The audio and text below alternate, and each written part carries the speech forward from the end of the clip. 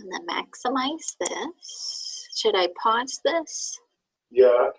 Yeah, I want to make sure I've got it recording, which it looks like I do, right? Yeah, recording. Okay, good. So welcome again. Good morning. Both of our co-chairs for this in-between database meeting, they had conflicts this morning. Erin Roberts at Illinois Prairie, the library is short-staffed, so she is there. And then Jennifer Jacobson Wood of Peoria, she's hoping to join us from Peoria a little bit later in the meeting. So we are co-chairless today, but that doesn't mean we still can't do a rundown of who's here. So in the room with me, I have Rhonda here from RSA, and I have Jane here from RSA, and of course I'm Erica. And then we have Amy from Kewanee. It looks like Carla from El Paso, Joanne from Pekin. There's Lisa from here at RSA, Megan from Chillicothe, Megan from Galesburg, Nancy from Galesburg, let's see, Becky from Peoria, Chantry from Blessing, and then Tracy from Pekin. And then also in the room, Anna Hudson here from RSA just joined us. Do you want one of us, Jane, to go get James if it's acting? Okay, Jane's getting situated in the chat, so bear with us.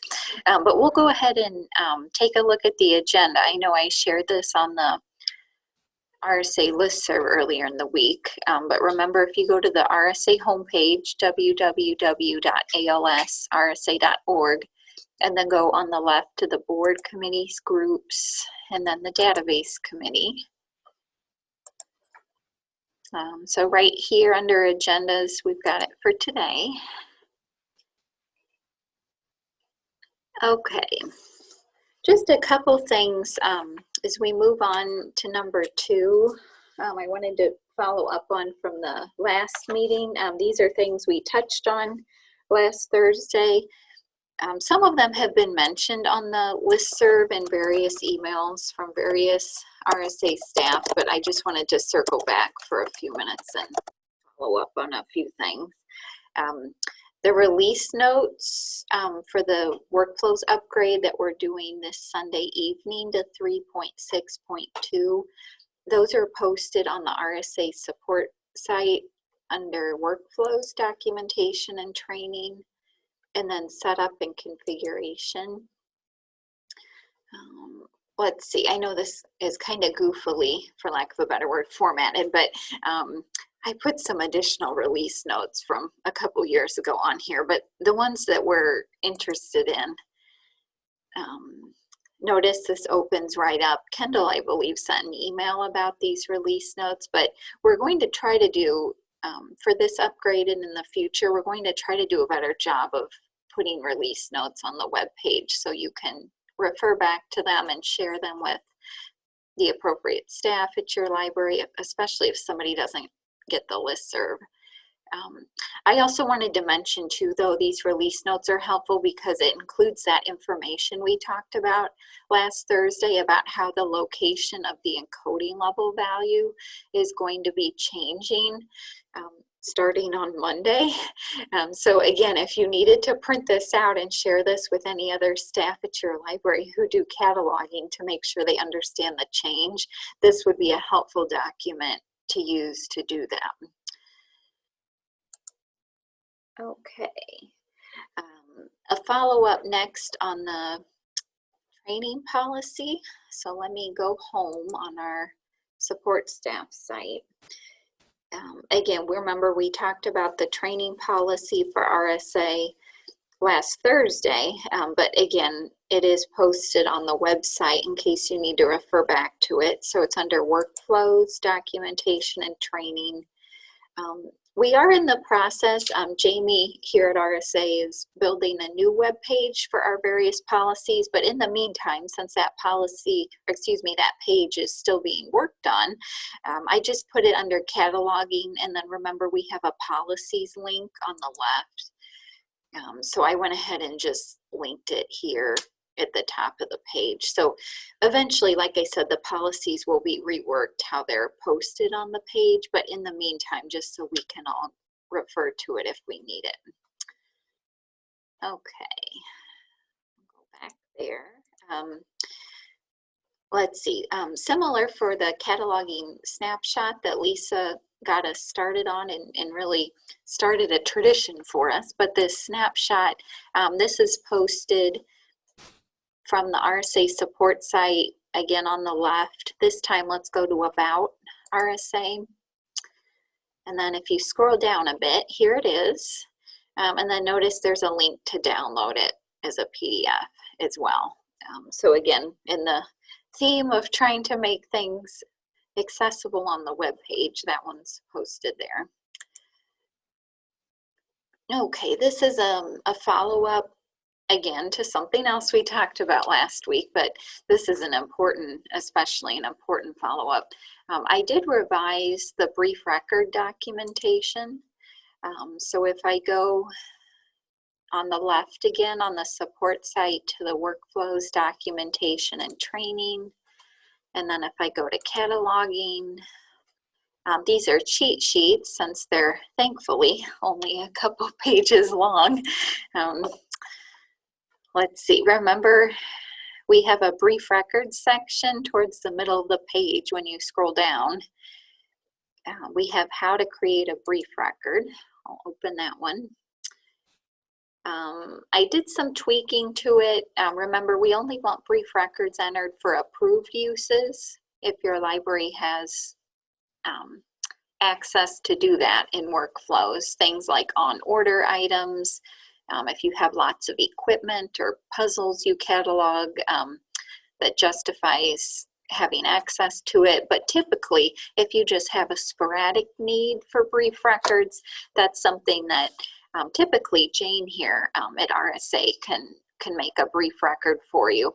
But we know several of you, especially here in the meeting, Galesburg, Peoria, you have a routine need for brief records, particularly in the case of on order items. So I just wanted to mention that here under number 5, when we're talking about putting an ISBN on a brief record in the 020 field, remember now it could start with 979 since we've outgrown the 978 ISBN block that was assigned to United States publishers. So if you have a 979 ISBN on your book, go ahead and put it in the 020 field of the brief record. And then similarly, under number 6 here, just like you did with the 978 ISBN, if you have a 979 on your item, remember to use the lowercase I directly followed by that 979 ISBN as your control number. And remember, we talked about at the meeting last week how the I-979 brief records, those will overlay with the OCLC record that matches. But again, just like the 978s, we need to make sure we put the little I and then the 979 ISBN. Okay, and then the other brief record document that was revised that involves ISBNs is the how to create a brief record for an on-order item. So this is pretty much the same procedure, but it has, again, under number 5, the same thing, a 979 ISBN example. And then under number 6, it has the I-979 example for the title control number. So the procedures are still the same, but we're just going to accommodate 979 ISBNs. Okay, before we do the last follow-up here, does anyone have any questions about those documents? Okay.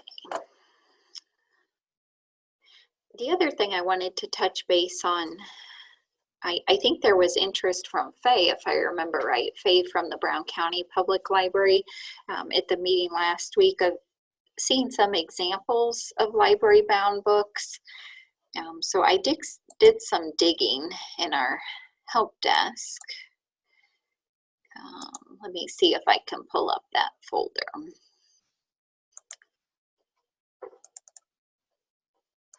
We had plenty to pick from, so I admit it was a little bit difficult to pick some scans to show you, but I tried to pick some where it was obvious it was library binding, but then others where it wasn't.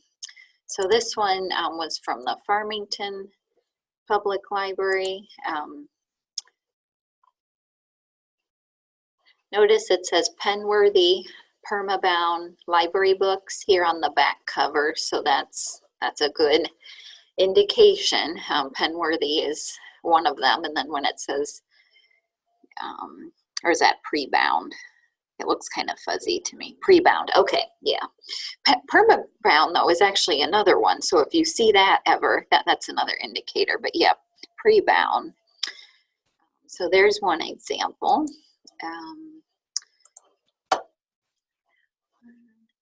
This one was from the Gridley Public Library. Again, if we go to the back cover, this one says reinforced library binding. I think I'll skip the Kewanee one here for a minute. We'll come back to that. This one was from the Mount Hope Funks Grove Public Library, kind of near Bloomington. And again, the back cover is usually, this one says reinforced library binding Diamondback. So again, another good indicator. And then I know, Amy, you're on the call with us, so definitely chime in if you have anything helpful here. But this is also, Kewanee has a lot of these type of books where they're originally issued or published as paperbacks, but you can tell, especially if you have the book in your hand, that it's really been made more sturdy and reinforced than if it was just still the paperback. So there's not really any indication on it that it's library bound, at least not that I could see, but you can see though from the scans, especially for the cover and the spine, that it's been made sturdier than it would have been if it was still in its initial original form of publication. So you may have some like this where it doesn't give you a clue, but remember, like we talked about, if it wasn't initially published with that sturdy binding, that means it's usually some kind of vendor has made it more durable for checkout. Okay, so those are some examples. If in doubt, like we talked about during the first meeting last week, you can always send the book through delivery. I know several of you already do that, but if we get it here, we can check and know for sure whether or not it's library binding or not. So if you're not sure and you've been doing scans and you're not sure which options to pick, remember, you're welcome to send it here, and then that way you won't have to worry about trying to decide on your end if it's library binding or hardback. Okay, I'm gonna turn it over next to Rhonda, so we'll play musical chairs here a minute.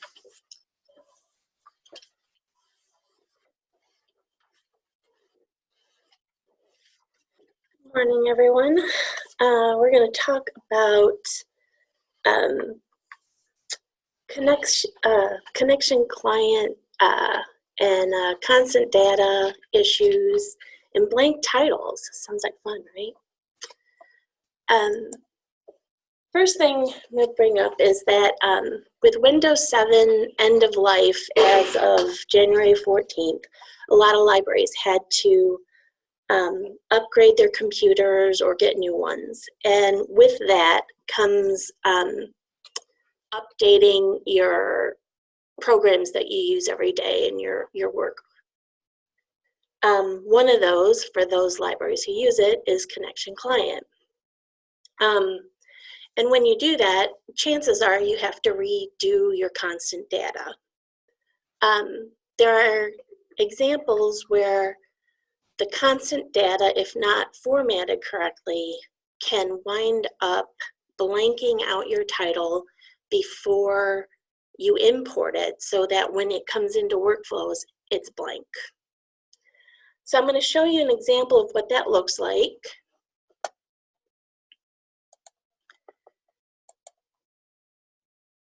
This is a record I pulled up earlier. And as you can see, the 245 is just fine. But now I am going to apply my default constant data to it. And as soon as I did that, if you notice, the 245 changed, but now I have a 949, right? Well, it did that because when you look at the constant data, instead of the constant data looking like this, which is normal, the constant data template looks like this. All right, in order to fix this, you can try to reformat so that it'll remove that, and then if it won't, you can just delete that and then resave your constant data. It's a right click to delete. It's right click, yeah. And then you go here and then you save record to local file, and that'll resave your constant data. I'm not going to do that because we want to leave this example on this computer. All right. So if you don't happen to catch this, I'm going to show you what it looks like in workflows.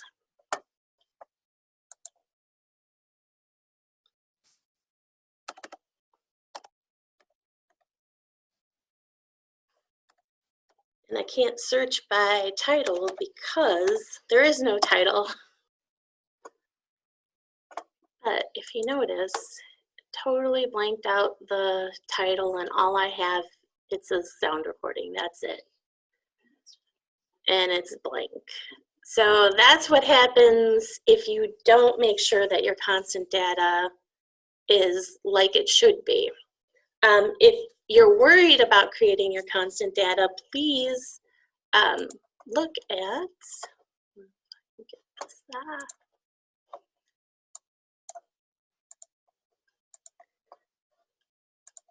Did I goof something up?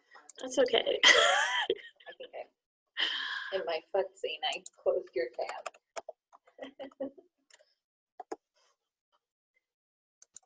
I'm going to show you where you can find the connection client upgrade guides and the setup guides, which can be found in OCLC training documentation, then connection, then connection client. And as you can notice, here's all the upgrade guides, the download guides, the setup guides, the user guides. If you need help, refer to those guides. And if you're still having problems with OCLC connection, you might have to contact OCLC. We can help you with, if you have an issue with your constant data, we can try to help you work through that. So if you have this issue and you can't figure out how to clean it up, you can call us and we'll walk you through it. But if you have more issues than that, you're going to have to contact OCLC. So also, before you do an upgrade or it might be a good idea to make a backup copy of your constant data by using a Word document or an Excel spreadsheet, by just copying your constant data onto one of those documents and saving it. in a place where you can access it easily, like a flash drive or a network drive, so that you'll be able to recreate your constant data later. But just remember that if you don't do that, you're going to have to create them all from scratch. And that's where your setup guide will help you in creating those. Does anyone have any questions?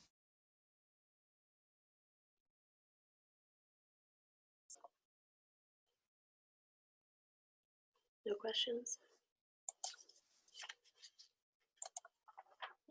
All right, we'll switch to Anna.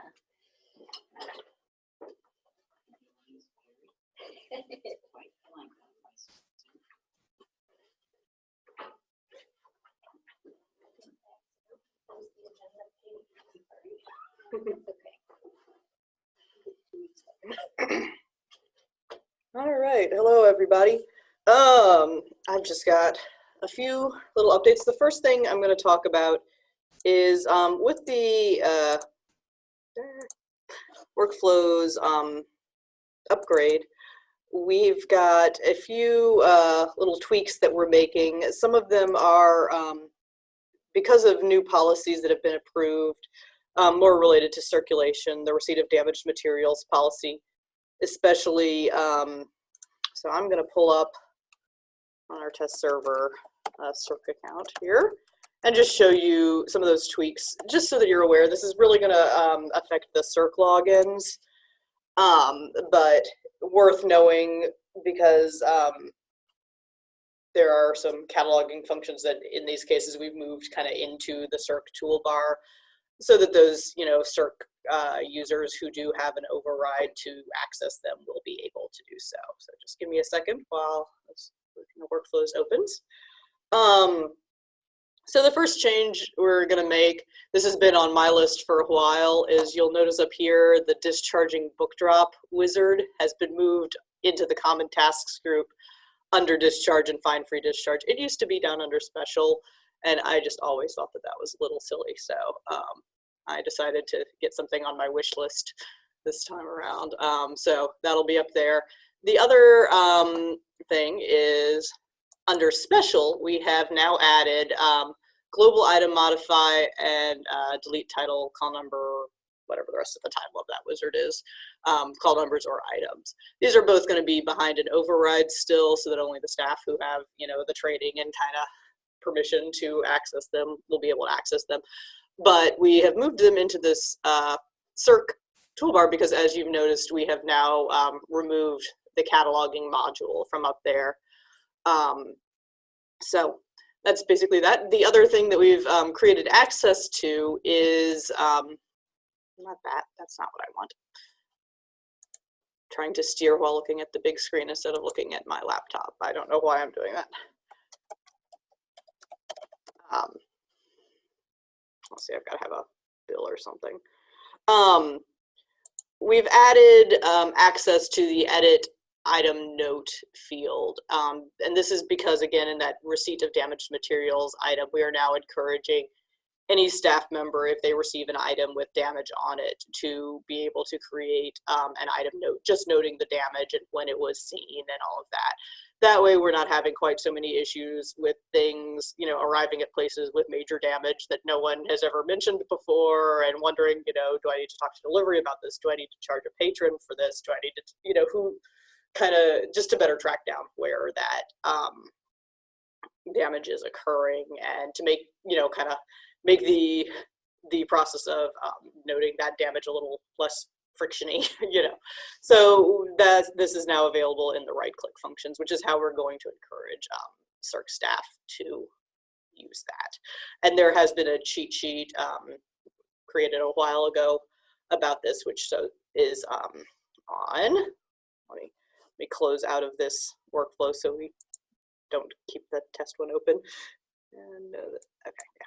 So we'll go ahead and close out of that. But the cheat sheet is on the support site under the workflows documentation and training, circulation, cheat sheets, and that is under adding a note about item damage. So that is where the instructions for that will live. And this will come into effect, I guess Tuesday is, Tuesday, okay. I believe, because I think we're doing it on Monday. Okay. So on Monday, Martin Luther King Jr. Day. So, while I'm on the topic of cheat sheets, though, we did also take one of Kindle's recent emails, and change it into a cheat sheet, which we have added to this page. Where did I put it? And it is this one called To Date Checkouts and Renewals. And this just kind of explains with screenshots, you know, the difference between like your total charges and, you know, and your to date, ongoing, all of that. So just so that you know that that is now there. So if you do have people coming up and going, what's the difference between the checkouts to date and what's the difference between ongoing checkouts and all of that? And when were these, you know, when were these last cleared and reset and all that good stuff. RSA Day is coming up shockingly soon. So if you are interested, I would encourage you to register in the near future. The registration limit for this is 200, and last I checked, we were close to 130. So spots are filling up. It will be March 19th, starting at 9, wrapping up at around 3. And it says it's at Washington District Library. Really, it's just at 5 points. We will be using Washington's seminar room for some things, but obviously Washington District Library does not have space for 200 people, so we will be using several of 5 Points banquet rooms for this event. Just 5 Points as a whole is not a location in L2. So should be good parking situation. We've got a great keynote speaker, John Truska from Every Library will be doing the keynote, and he will be doing several sessions. We've also got, you know, a little description of our various breakout sessions. So we should be able to provide free lunch for up to those 200 people. You know, limited options. It's, you know, basically sandwiches and stuff from Cracked Pepper. So sign up now. Yeah, we are not providing coffee in the morning. You're on your own for caffeine. Please plan accordingly. There is a great little coffee shop nearby in Washington, as well as a couple of like Dunkin' Donuts and McDonald's and stuff. So that is something I'm going to try to announce as often as possible, is please plan for your own caffeine intake in the morning. We had a little bit of a coffee crisis last year and will not be repeating that experience. I think I saw something pop up in the chat. Did we have a question? The blend is great. Yeah, the blend is lovely. I don't know if they heard me say that. Yeah, I'm unmuting myself. The blend is great. Any questions about any of those things? All right. And then the other thing Erica asked me to talk about is just briefly barcode ordering. And this is probably a good group to talk to about it, because y'all are probably the ones ordering item barcodes. Basically, I am, I don't know, the lord and master of barcodes. So if you do need to order new barcodes and you have any questions, feel free to give me a call or send an email to the help desk. Basically, one thing that I am kind of starting to do, and this is a situation I've run into mostly with schools where there's, you know, kind of frequent staff turnover sometimes. Every now and then someone will run out of barcodes and need to order more and not be sure what vendor they're using. So I'm trying, when possible, to kind of collect vendor info from libraries. Just, you know, who are you using? Are you using Rainbow? Are you using Vanguard? Are you using ID Label? And I'm just tracking that on my barcode spreadsheet when I know it. It's not a big deal, but if you do happen to think about it and get a chance and want to let me know what barcode vendor you're using, I do find that helpful. The other thing that I am beginning to request, and this is something I can't really hold your feet to the fire and make you do it, but it may save you from getting a batch of barcodes that don't work. If you are ordering new barcodes, most vendors will provide you a sheet of, you know, 20 or so proofs. I am kind of asking libraries, even if it's a vendor you've worked with before, if you don't mind, you know, sharing those proofs with me so I can double check them. We have had a couple of situations where someone has accidentally ordered barcodes that have had like the wrong number of digits in them. or where the vendor has run the wrong calculation and not done the mod 10 calculation that is, you know, the correct check digit on our barcodes. And just, you know, sending some proofs and having me check them. I'm usually pretty quick about it as long as I'm in, you know, it could maybe save you a little bit of a hassle down the road if it does turn out that there's been some error. And also if there is a situation where you're coming up on, like, you know, a point where a range of numbers is going to turn over into a new digit, you know, to help maybe catch any issues where you might be running into another library's range or something like that. If you do have questions about barcodes, though, you can find this, you can kind of get to it a couple of places on the website. I usually click on system parameters and then go to barcode labels and equipment. And there's information about, like, the mod 10 calculation and all that. But most importantly, oh, I need to update that. It still says Martha. Oh, it's now Anna Hudson, not Martha Troxel. But there's this link to the ID Label website. ID Label is our recommended vendor, partially because we have really good communication with them. They've called us several times to double check that, you know, a library running into a new digit isn't going to cause any problems, things like that. They've just been, I mean, really, that's kind of the primary reason I recommend them highly, is they've just been really great for communication with us. But they do also offer a group discount to Rails members. So if you are ordering, try to use that link. That's the idlabel.com/Rails so that you get that group discount. Or if you're ordering by phone, mention that you're a Rails member library so that you make sure you get that little perk there. I think that was pretty much everything from me. Any questions? All right. Okay. Thank you, Anna. Sure. I tried not to breathe on anything.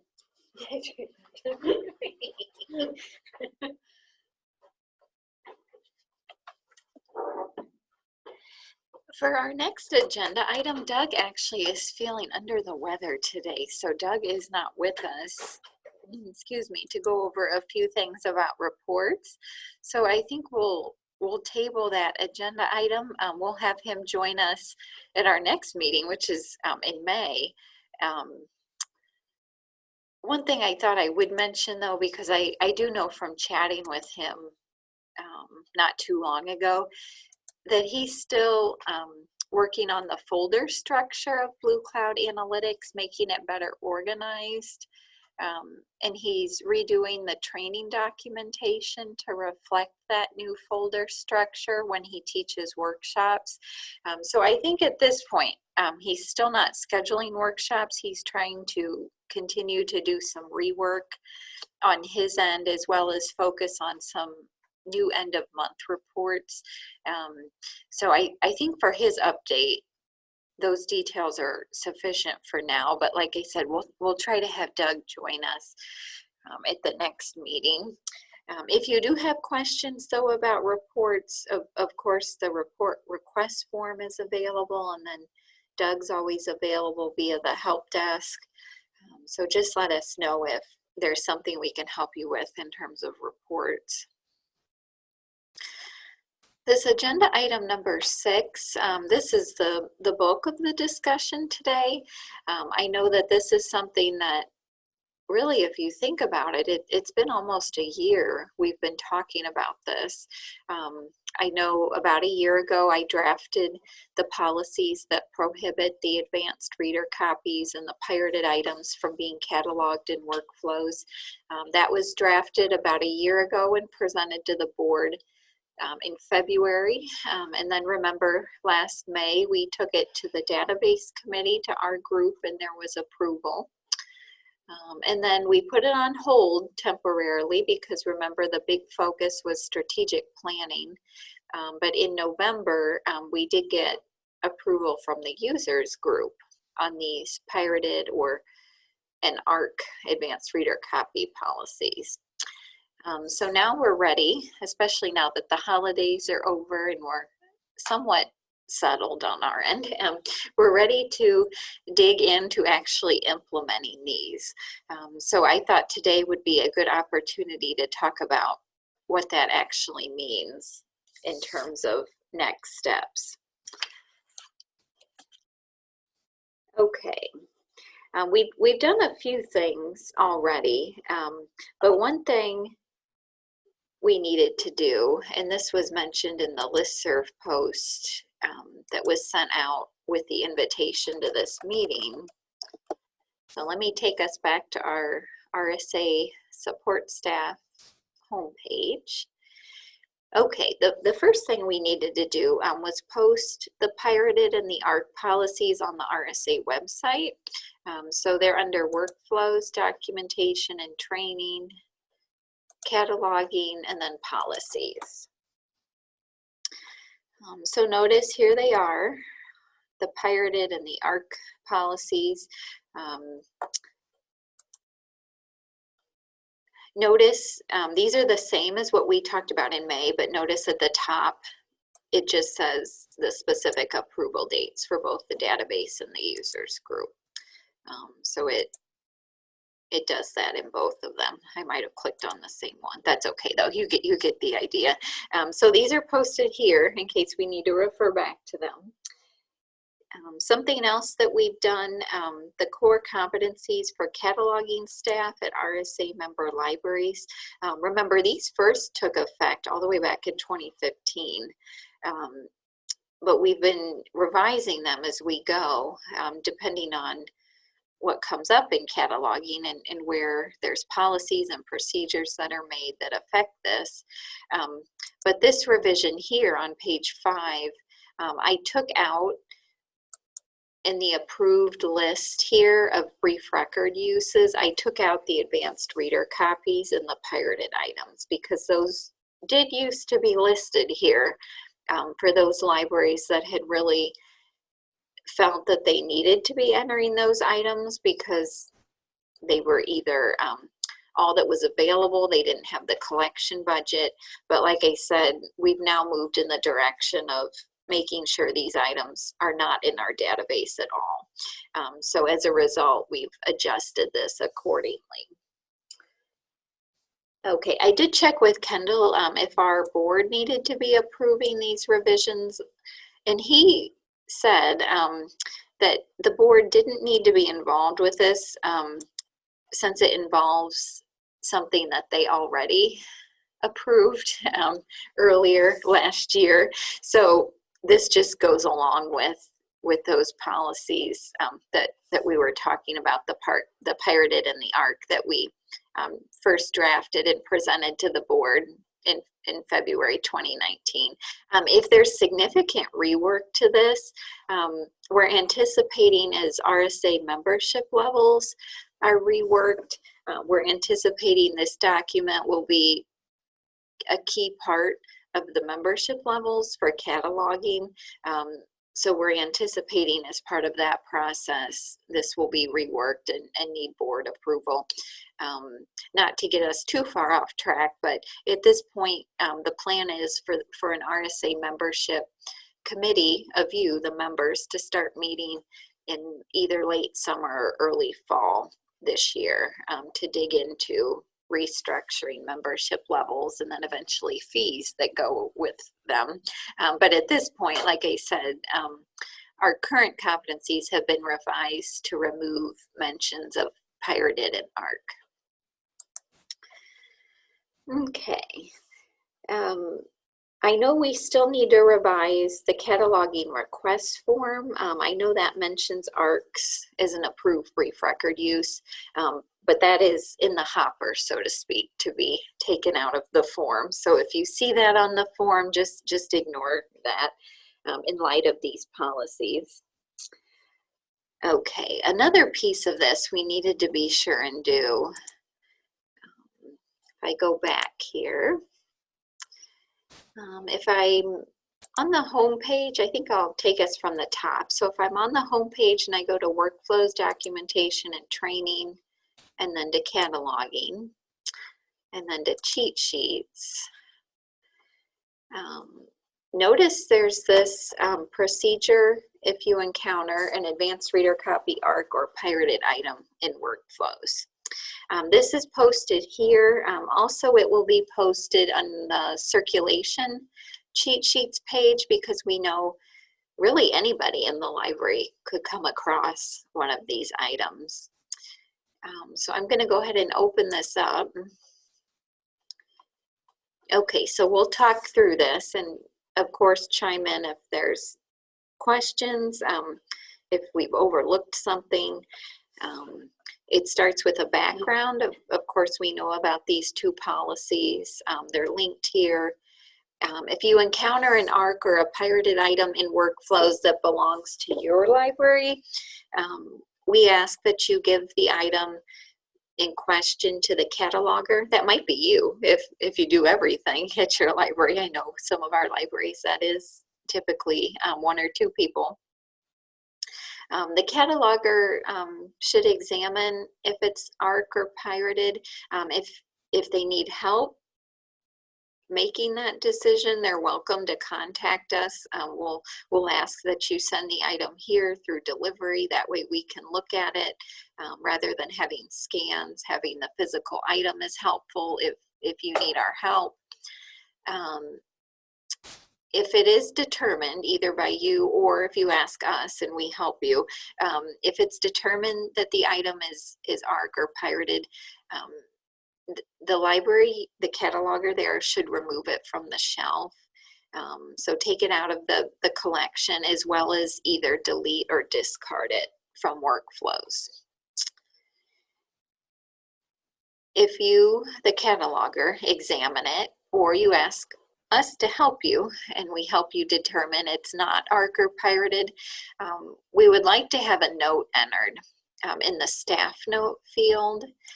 Remember, the staff note field is down here at the bottom of the item record when you're in call number and item maintenance. We'd like to have a staff note put in. That way, if there's confusion again in the future, there'll be a staff note on there that it was verified it's not pirated or ARC, depending on which is relevant to the item. And then putting the cataloger's first and last initials, their little library abbreviation. So for example, if you're Galesburg Public Library, you could put GPL, and then put the date that you put the note in. So we're thinking this would help avoid confusion if somebody else comes across it. I know there's a chance that that whoever comes across it in the future might not see the note, but when it gets passed to the cataloger, they should see the note as they're looking at the item and looking at how it's been entered into workflows. Okay, any questions before we move to the section what you will do if it's another library's item? Okay, I'm hoping that this second scenario, I'm hoping this doesn't come up often, but I'm glad that this was mentioned though at the November users group, that there's very much a need for this type of policy, because as some of you know, these types of items have come to maybe your library even to fill holds when you don't check out these kind of items. So this is what we're thinking will happen if you come across an ARC or a pirated item that belongs to another library. Okay, so if you're the library that encounters this item in question, you'll send an email to our help desk with the subject line possible ARC or possible pirated item, depending on which is relevant to the item. So in your email, you can share the title of the item, the name of the owning library. So for example, not to pick on Shinoa, but you could put Shinoa Public Library if it was their item, and then the barcode number. So starting with the A, followed by those 11 digits. And then remember, since this isn't your item, return the item in question to the owning library. You don't need to tell the owning library why their item is being returned. If they ask, just say you no longer need the item.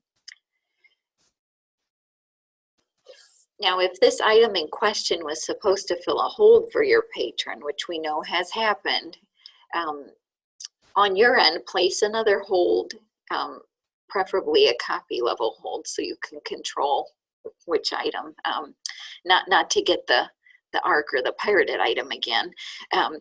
and then explain to the patron that there may be a problem with the item that came to fill their hold, and a different copy is being requested for them. So it is unfortunate because the patron is going to have to wait a bit longer. But again, we don't want these items filling holds among our libraries. Okay, remember you've sent that email to the help desk telling us that, hey, I think there's an ARC or a pirated item possibly. Here at RSA, we will take care of contacting the owning library and explain that we're putting a copy level hold on its item. And we'll tell them that it's because another library, not which library, that doesn't matter, but just because we have a report that it's possibly an ARC or a pirated item, and these aren't allowed to be cataloged in our database. The owning library will be asked to send the item to us here at the East Peoria office through the Rails delivery within 30 days. And then on the cataloging, on the delivery label, they'll want to put a note that it should be directed to cataloging staff. Once the item reaches us in delivery, we'll determine here if it's ARC or pirated. Similar to what we talked about in the context of what happens if you come across one of these items in your own collection, it's a similar procedure. So if it is ARC or pirated, here at RSA, the cataloger will put in that staff note saying that it's verified as pirated or ARC, depending on which is relevant. I know you didn't do this step when it was your item, because remember, you were just going to delete or discard the item, so you didn't need to put a note about it. But here we will put a note that we've determined it's pirated or ARCed with the cataloger's initials, RSA, and the date that the note was entered. Let's see, of course, things like the initials and the date will vary depending on when we're doing it and who's doing it. Then we'll explain to the library that their item is pirated or ARC. It should be deleted or discarded from workflows within 30 days by the library. We'll check the item out to the owning library's D1500 account. That way the system doesn't try and do anything funny with it. And then we'll send the item back to that owning library through delivery. The owning library, once they get it, they'll need to discharge it from that D1500 account, but they'll need to delete or discard it within 30 days. And if they haven't done that, we will be monitoring on our end, and we will delete it from workflows on our end if it hasn't been taken care of within 30 days. Okay. Excuse me. The next part of the procedure is an item's reported to us as possibly pirated or ARC, but we verify after it comes to us that it's truly not. So we'll put in a staff note, again, much like when it was your own item, to prevent confusion in the future. We'll get in touch with the library to explain their item is not pirated or ARC. Ask that the library leave the staff note we put on there as is in case it's questioned again. We'll check, much like we did, we'll check out the item to the owning library's D1500 account, just like we did when it was pirated or ARCed, and then send the item back to the library through delivery. Once it reaches the owning library, they'll discharge it, and then it can be shelved and resume circulating.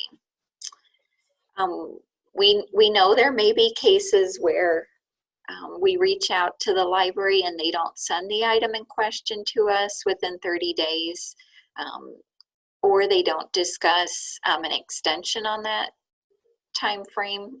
There could be various reasons for that. I won't go into them here. If that's the case, if we've asked the owning library to send the item in question and they have not done so within 30 days, again, we'll be monitoring on our end and we'll delete the item from workflows in that case and email the library that we've done so. There is the option though, if the owning library feels that that item should not have been deleted, they're welcome to call our help desk, and I'll discuss their concerns and involve Kendall if necessary. So this is what we're thinking, to try and keep an eye on these in our database going forward, because like I said, with these policies, they're pretty black and white. These cannot be put in the database. So we will do our best on our end to monitor, but we will also need your help keeping an eye out. Before we talk about the existing items like this in our database that need to be addressed, does anyone have any questions about this procedure?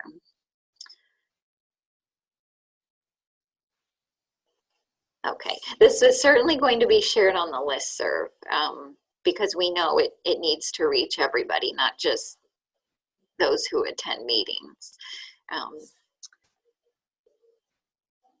Okay, that listserv post, I'd like to get it sent next week, giving a bird's eye view of everything that we're talking about today. But of course, this procedure will be shared in that listserv post. Okay, in terms of the existing ARC and pirated items in workflows, the last time I compiled a report of these items was about a year ago when I was drafting that policy, well, both policies for the RSA board to look at in February. So we're in need of a fresh report, which unfortunately isn't just a simple BCA report where you can hit the run button and it spits out. It does take some time of careful looking in the database. But the plan is to create that fresh report on my end next week, and then start to email those libraries that have ARC and pirated items currently in the database, sharing a specific list of those items, explaining our policies that prohibit cataloging them, explaining next steps, so deleting, discarding.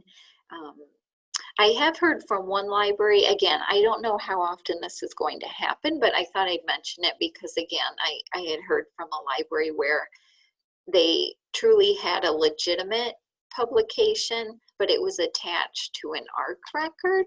So I suppose if you have that happen, you would transfer it, move it from that ARC record to the correct OCLC record. If you don't know how to do transfers, that's okay. Contact the help desk and we can move your item. That way it won't lose its checkout or its inventory statistics. I'm thinking though, most of these items will be in need of deletion or discard to remove them from the database. On Tuesday, February 25th, RSA is going to batch delete the ARC and the pirated items that have not been addressed by those libraries that were contacted. So we'll give everybody a month to sort through those, delete or discard them on their end. And then any that are left, we will then batch delete from our end. And then going forward, it will be this procedure here that we just talked about, keeping an eye out if they're in your collection or if they're in another library's collection. We know that there are advanced reader copies and pirated items that have been cataloged on OCLC records that describe the official publications. So obviously those are not going to be trackable by this report.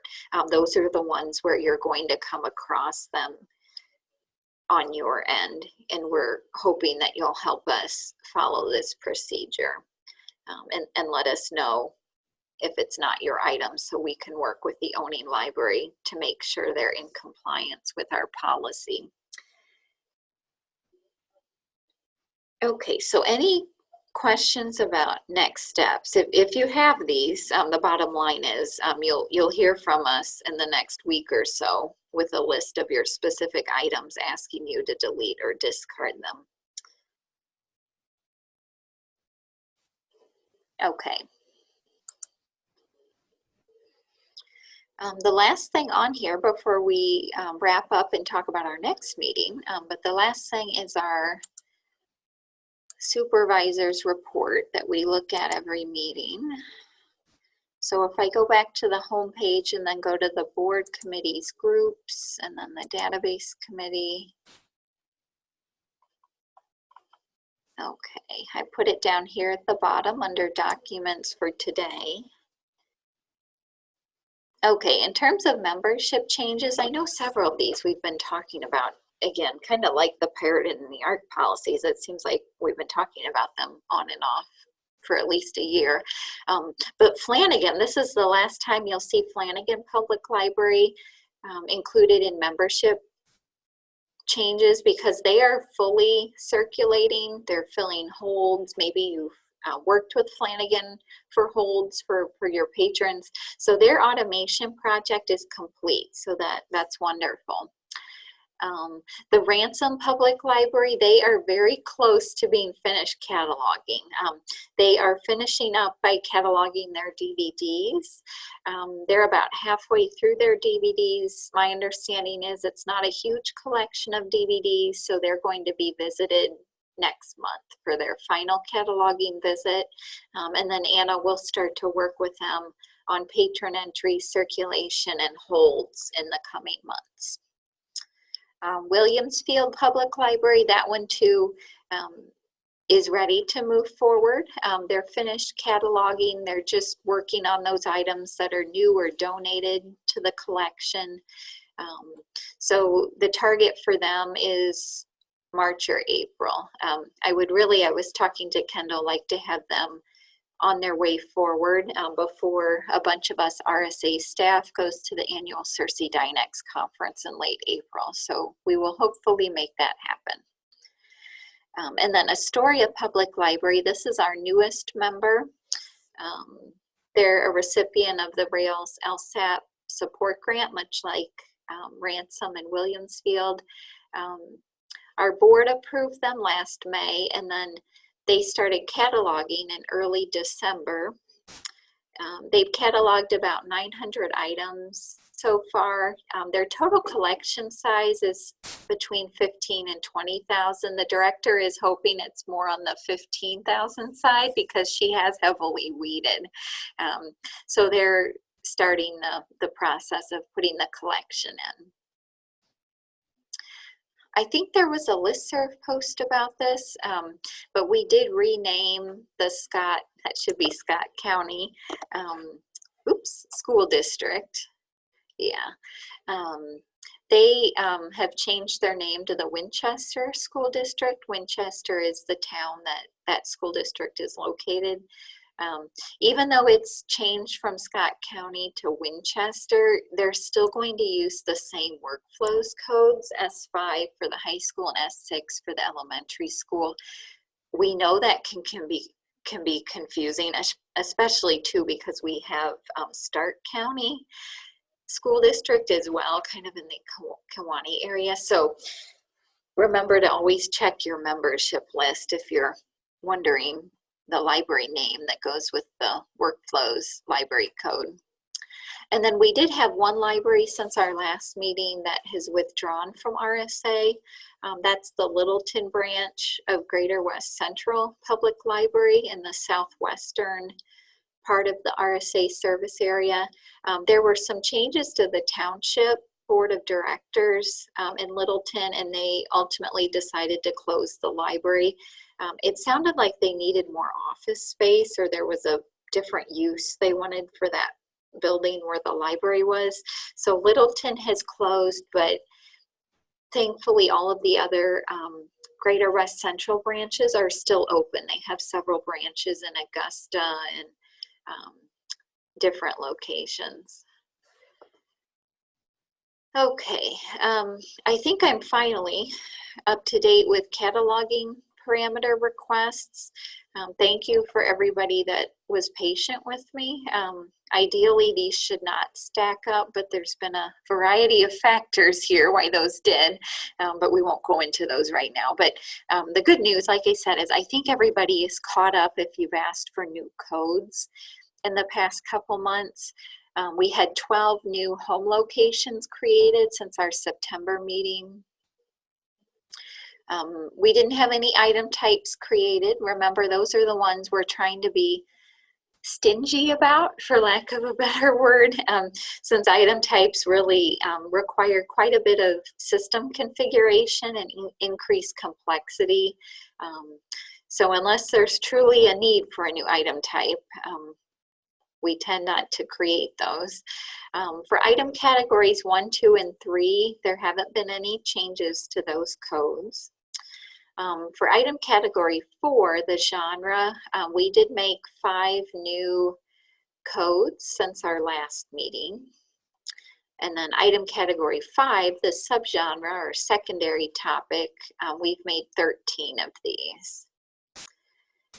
One that I thought was especially, well, there's several I think are especially good ideas. One of them was the National Endowment for the Arts Big Read. I know that was Chillicothe. Megan is with us today. I think that one is a really helpful code. I know other libraries might do that initiative.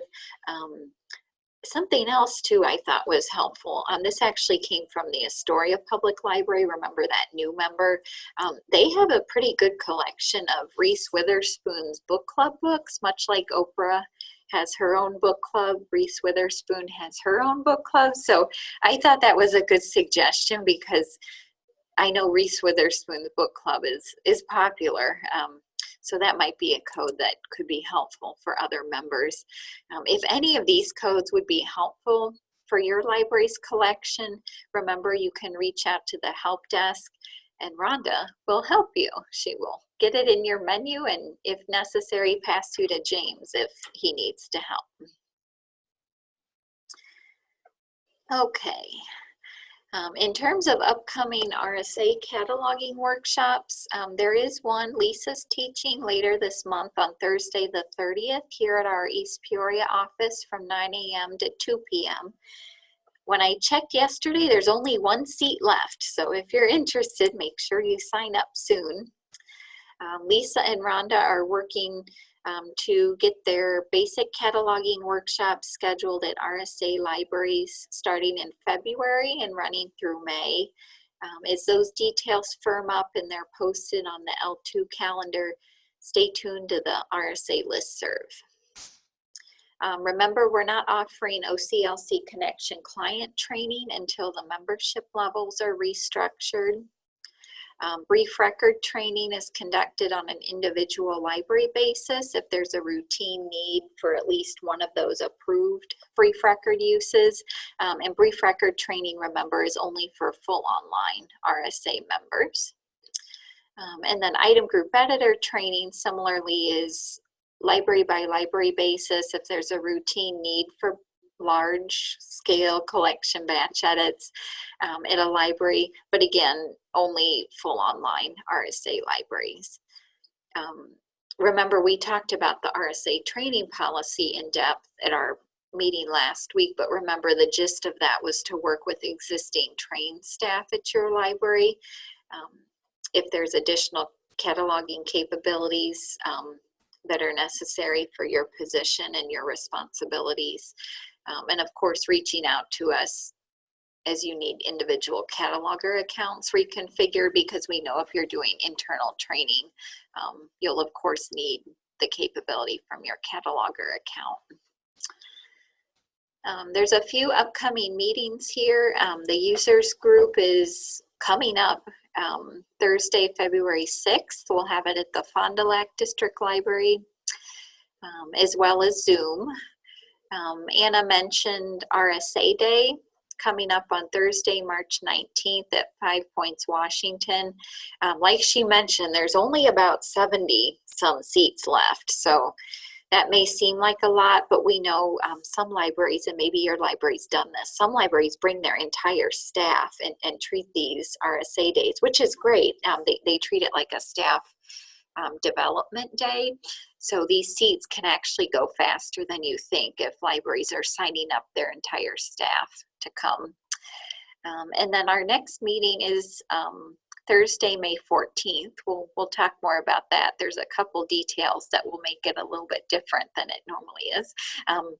But put that on your calendar now, in person and Zoom.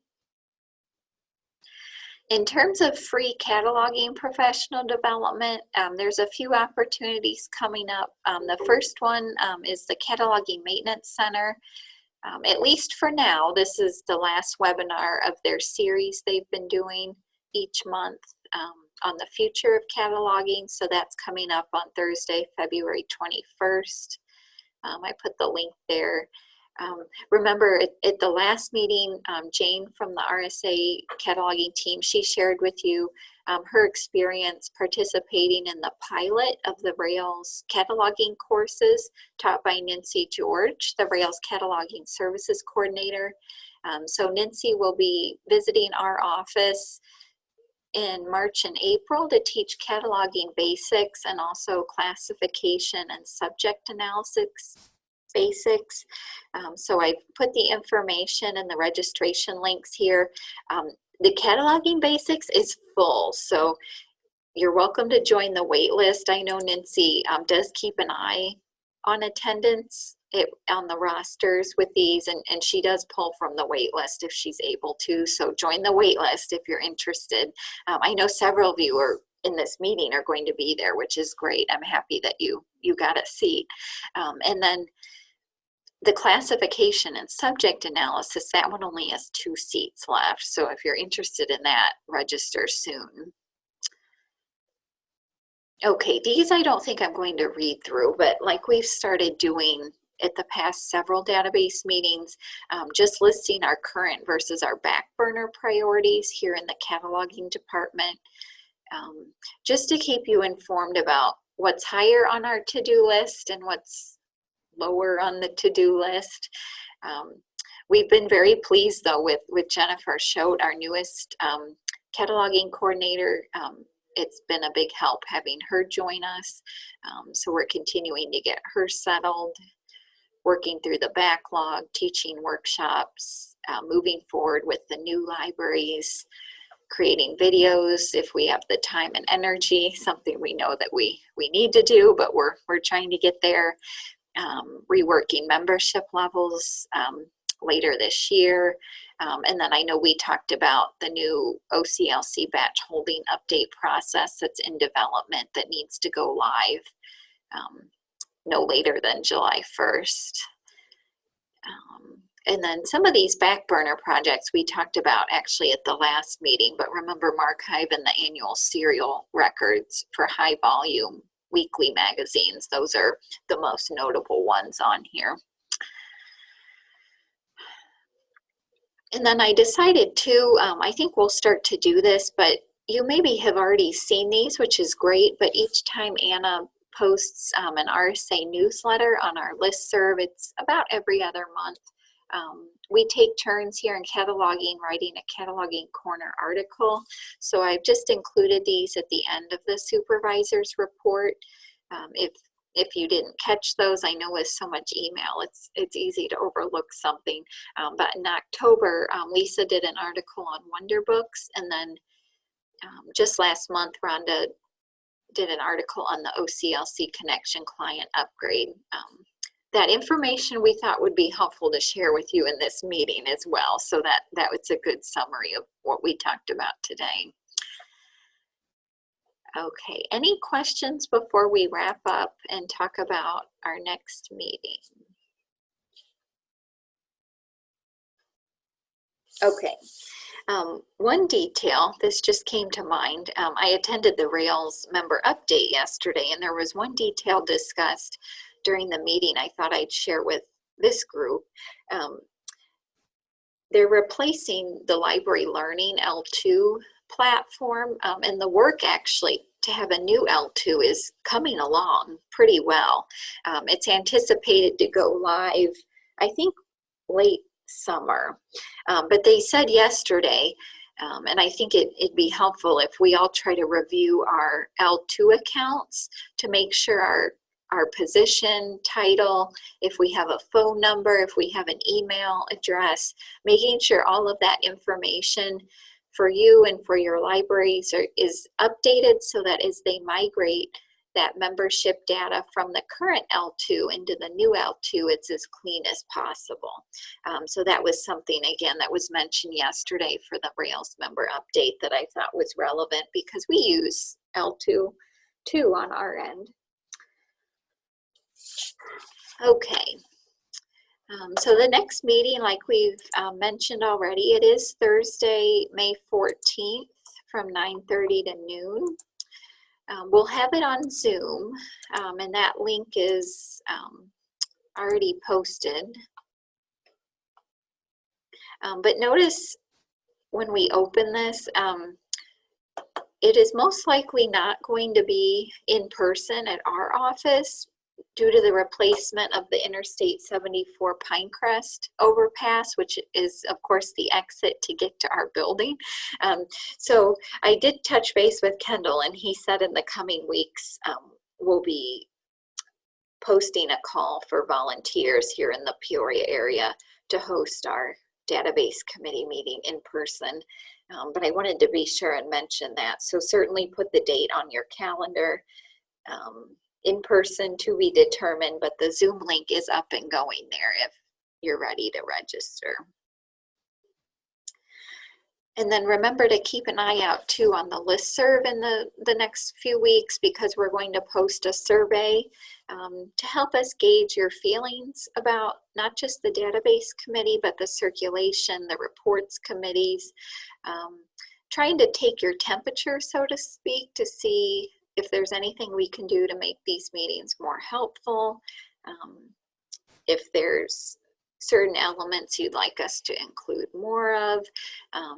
So we're hopeful that everybody will be willing to take a few minutes and do the survey, and then the plan is to talk about the results at the May meeting and then possibly 2 next steps, depending on the feedback we get. So keep an eye out for the survey.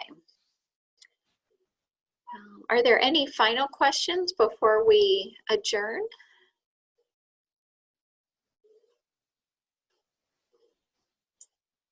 Nope. Okay.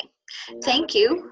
Thank you everyone for coming. I really appreciate, again, everybody who makes time to do these follow-up meetings. I know that we always have so much to discuss and never enough time. So thank you for being willing to carve out part of your day. This meeting is being recorded, so in the next few weeks, Rhonda has been our note taker, so she'll share her notes as well as the meeting recording on the listserv. And then, like I said, keep an eye out soon too for that email about the ARC and the pirated item next steps. Okay, so thank you again, everyone. We will see you on May 14th, if not before. Have a good weekend.